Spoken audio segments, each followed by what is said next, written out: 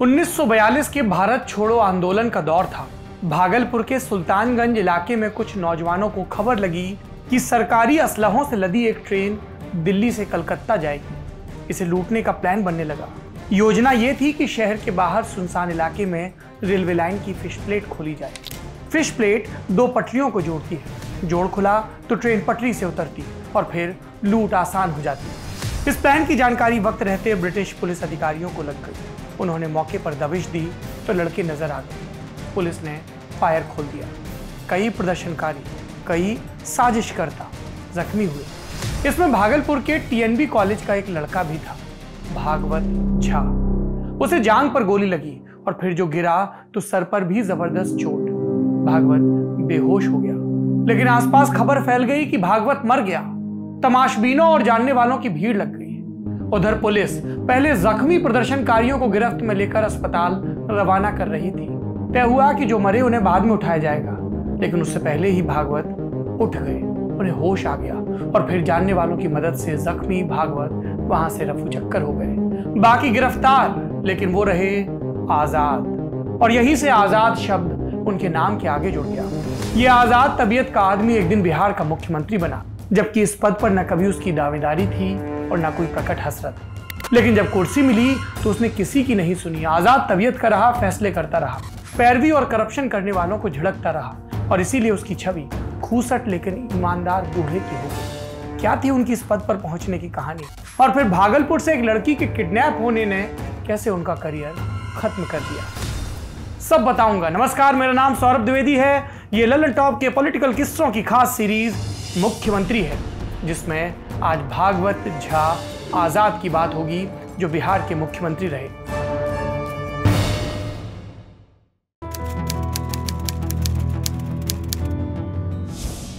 दिल्ली के तीन मूर्ति भवन की बात है। 1951 का साल खत्म होने को था।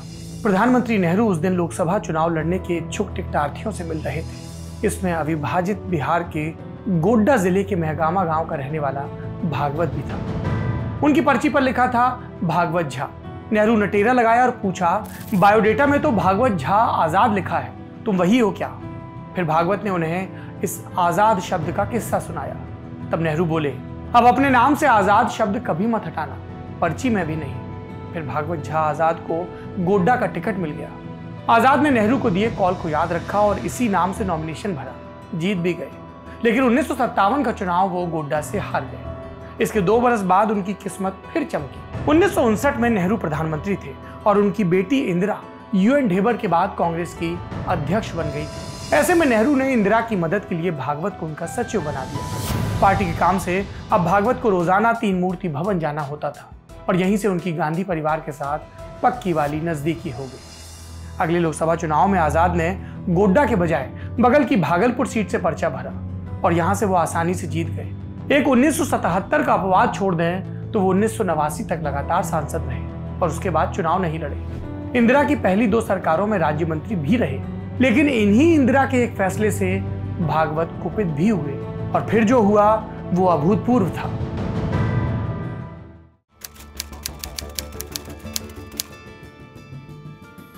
उन्नीस 1980 के पहले हफ्ते में लोकसभा चुनाव के नतीजे आ चुके थे। इंदिरा गांधी मंत्रिपरिषद के साथ शपथ लेने को तैयार थी। मंत्रियों की सूची में भागलपुर सांसद भागवत झा भी थे, लेकिन राष्ट्रपति भवन के अशोक हॉल पहुंचने पर उन्होंने कुछ पढ़ा और फिर गोलमाल हो गए। दरअसल मंत्री पद के लिए चुने गए नेताओं को शपथ पत्र दिया जाता है। भागवत ने अपना पत्र पढ़ा तो पता चला कि फिर से राज्य मंत्री बनाए जा रहे हैं, लेकिन ये ओहदा तो उन्हें 13 साल पहले ही इंदिरा मंत्रिपरिषद में मिल चुका था। उन्हें उम्मीद थी कैबिनेट की। आजाद ने कुछ मिनट गुणा गणित किया और फिर चुपचाप अशोका हॉल से निकलकर संसद के सेंट्रल हॉल में आ गए। वहां उन्हें बिहार से आने वाले हरिकिशोर सिंह और महंत श्याम सुंदर दास जैसे नेता एक मेज पर दिखे। आजाद वहीं पहुंच गए। उन्हें देखकर कुछ पत्रकार भी आ गए। वो अचरज में थे कि इन्हें तो शपथ लेनी थी, ये यहाँ क्या कर रहे हैं। आजाद अब कुरेदे जाने पर खुलने लगे और बोले, मैं 5वीं बार जीत कर आया, कभी बैकडोर की पॉलिटिक्स नहीं की राज्यसभा वाली, लेकिन पहली लोकसभा से संसद पहुंच रहे व्यक्ति को राज्य मंत्री के तौर पर शपथ दिलाने की बात करना यह अपमान नहीं तो और क्या है। इंदिरा ने इस पर कोई प्रतिक्रिया नहीं दी। 10 महीने बाद नवंबर 1980 में इंदिरा गांधी ने अपने मंत्रिमंडल का विस्तार किया और तब समझा बुझाकर भागवत झा आजाद को मंत्री बनने के लिए तैयार किया। उन्होंने शपथ ली और याद रखिए, कैबिनेट मंत्री उन्हें अब भी नहीं बनाया गया, राज्य मंत्री के तौर पर शपथ दिलाई गई। हालांकि सांत्वना के तौर पर श्रम मंत्रालय का स्वतंत्र प्रभार दे दिया गया।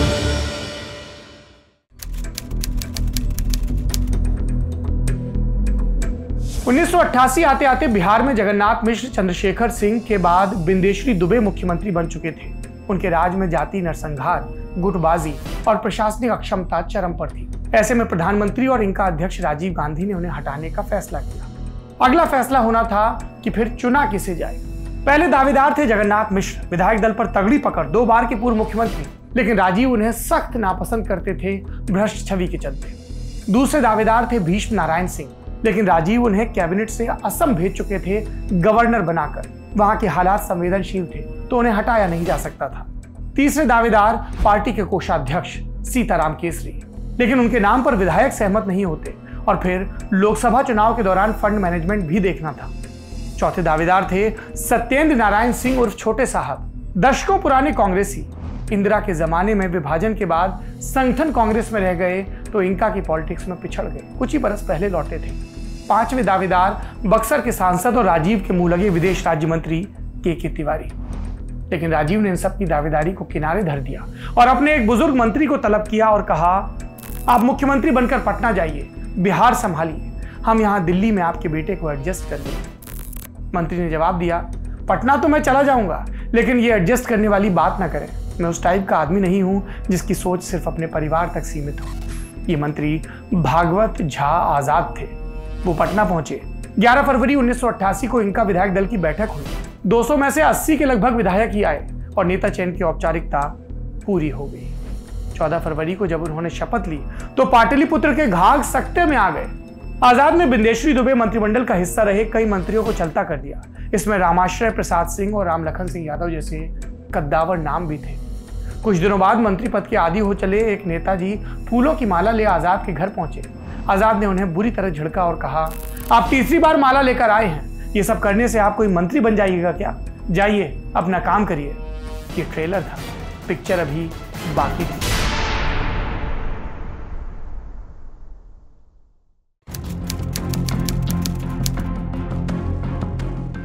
भागवत झा आजाद ने पहला वार किया कोऑपरेटिव माफियाओं के खिलाफ। उस वक्त प्रदेश इंका के अनेक प्रभावशाली लोग और उनके सगे संबंधी राज्य के अलग अलग जिलों में फैले कोऑपरेटिव बैंकों और सोसाइटियों पर कुंडली मारकर बैठे थे। कोऑपरेटिव बैंकों पर रिजर्व बैंक ऑफ इंडिया का कोई सीधा नियंत्रण नहीं होता, इसलिए यहां घपलेबाजी आसान थी। इसे रोकने के लिए सीएम ने 3 सख्त आईएएस तैनात किए, बीके, पीके और RK. Bihar state cooperative bank, इसकी जिम्मेदारी बीके सिन्हा को दी गई। Bihar state cooperative marketing union, इसे पीके बसु के हवाले किया गया। और Bihar state cooperative land development, इसकी कमान मोदी सरकार में जो एनर्जी मिनिस्टर हैं, आरा के सांसद हैं और तब आईएएस थे, ऐसे आरके सिंह को दी गई। इंकाई दिल्ली तक दौड़ लगाने लगे इस फैसले के खिलाफ कि कोऑपरेटिव गया तो संगठन हिल जाएगा, लेकिन राजीव ने आजाद को फ्री हैंड देकर भेजा था, इसलिए सुनवाई नहीं हुई। दूसरा वार, इसका वक्त आ चुका था। यह हुआ धनबाद के कोल माफिया और दूसरे जिलों के संगठित अपराधियों पर। इसमें भी शुरुआती सफलता मिली। इसे मुकम्मल करने के लिए आजाद एमपी काडर के आईपीएस अधिकारी एसएम कुरैशी को डीजीपी बनाकर बिहार लाए और इससे बिहार काडर के अधिकारी कुछ नाराज भी हुए। आजाद ने नक्सली और जाति हिंसा से प्रभावित गया, औरंगाबाद और जहानाबाद में ऑपरेशन सिद्धार्थ शुरू किया। इसके तहत इन जिलों में समाज के कमजोर तबके के लोगों की तरक्की के लिए कदम उठाए जाने थे। इसमें सबसे जरूरी कदम था भूमि सुधार का, लेकिन इसका जिक्र आते ही वहां के जमींदार भड़क गए।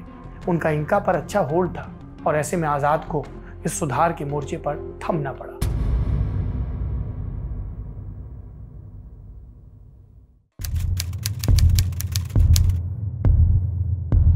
आजाद जब ये सब सख्त कदम उठा रहे थे तो कई वर्गों से उनके सींग फंस भी रहे थे।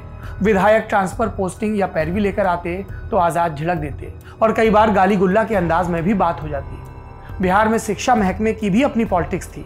आजाद ने यहाँ जगन्नाथ मिश्र खेमे के 2 वीसी चलता किए तो नेताजी भड़क गए। फिर मिश्र ने अपने पाले के अल्पसंख्यक नेताओं से आजाद के खिलाफ बयान दिलवाने शुरू किए कि उर्दू पर ध्यान नहीं दिया जा रहा। विधानसभा के अंदर भी यही हाल था। स्पीकर थे भागलपुर से ही आने वाले शिवचंद्र झा और उनकी भागवत झा से बिल्कुल नहीं बनती थी। शिवचंद्र पत्रकारों के सामने बोलते कि मुख्यमंत्री के भागलपुर में बैठे पिट्ठू मेरे खिलाफ बयानबाजी करते हैं, और मैं बोलता हूं तो आला कमान के पास मुख्यमंत्री दौड़ लगा जाते हैं। ये तो विधायकों की बात हो गई, मुख्यमंत्री की रार गवर्नर से भी ठन गई। आजाद के शपथ लेने के कुछ ही दिनों बाद एमपी के पूर्व मुख्यमंत्री गोविंद नारायण सिंह पटना के राजभवन में आए और आते ही सक्रिय हो गए। सीएम और गवर्नर के बीच पहली मुठभेड़ हुई यूनिवर्सिटी में वीसी लगाने को लेकर। फिर गोविंद राज्य का दौरा करने लगे और हर जिले में कानून व्यवस्था की समीक्षा भी। आजाद ने इसकी शिकायत प्रभारी महासचिव ऑस्कर फर्नांडिस और प्रधानमंत्री राजीव गांधी से की और कुछ महीनों बाद ये टकराहट प्रकट भी हो गई छठ के पर्व पर, जब दोनों नेता मोटर बोट पर चढ़ने के लिए भिड़ गए। छठ पर्व से पहले गवर्नर ने पटना के गंगा घाट पर व्यवस्थाओं का आकलन खुद जाकर करने का फैसला किया। प्रशासन ने कहा, सर मोटर बोट उपलब्ध नहीं है। गोविंद नारायण फिर भी पहुंच गए।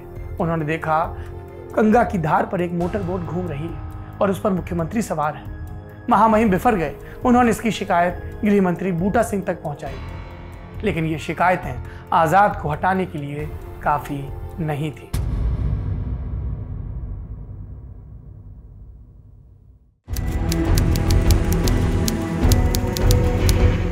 तारीख थी 17 दिसंबर 1988। भागलपुर शहर के लिए यह सामान्य दिन था, लेकिन जल्द ही सनसनीखेज हो गया। खबर फैली कि इंका के छात्र संगठन एनएसयूआई के जिला अध्यक्ष प्रवीण सिंह ने एक स्थानीय डॉक्टर के घर में जबरन घुसे, असलहों से लैस रहे और डॉक्टर की बेटी पापरी घोष का बंदूक की नोक पर अपहरण कर लिया। कई लोगों ने कहा प्रेम प्रसंग का मामला है, लेकिन भागलपुर के बंगाली समाज और फिर सर्व समाज के लोग इस जबरई से आंदोलनरत हो गए। प्रवीण सिंह मुख्यमंत्री का खास माना जाता था। लड़की को लेकर वो सीधे पड़ोस के गोड्डा जिले में मुख्यमंत्री के मैन फ्राइडे ओंकारनाथ राम के घर गया और फिर वहीं से पापरी का कागजों के मार्फत बयान आया कि मैंने बिना किसी दबाव के अपनी मर्जी से प्रवीण सिंह से शादी की। लेकिन भागलपुर के लोग इस सफाई को सुनने को तैयार नहीं थे। शहर 3 दिनों तक बंद रहा। आजाद सफाई देते रहे, प्रवीण सिंह से मेरा कोई संबंध नहीं और पापरी जल्द बरामद होगी। ऐसा हुआ भी और फिर घोष परिवार हमेशा के लिए शहर छोड़कर चला गया और राजीव उन्होंने अब आजाद को छोड़ने का फैसला कर लिया। मार्च 1989 में उनसे हाथ जोड़ लिए गए और कमान एक और वेटरन सत्येंद्र नारायण सिंह को सौंप दी गई। इसके बाद आजाद की सियासत गुम गई। उन्होंने 1989 का लोकसभा चुनाव भी नहीं लड़ा। आजाद के 3 बेटे, एक डॉक्टर बना, दूसरा आईपीएस और तीसरा क्रिकेटर कीर्ति झा आजाद ने 1983 का वर्ल्ड कप खेला, फिर सियासत में भाजपाई टर्फ पर लंबी पारी खेली, लेकिन अरुण जेटली से लंबी लड़ाई के बाद फिलहाल कीर्ति कांग्रेस में है और उनके कांग्रेसी पिता भागवत, उनका 2011 में निधन हो गया।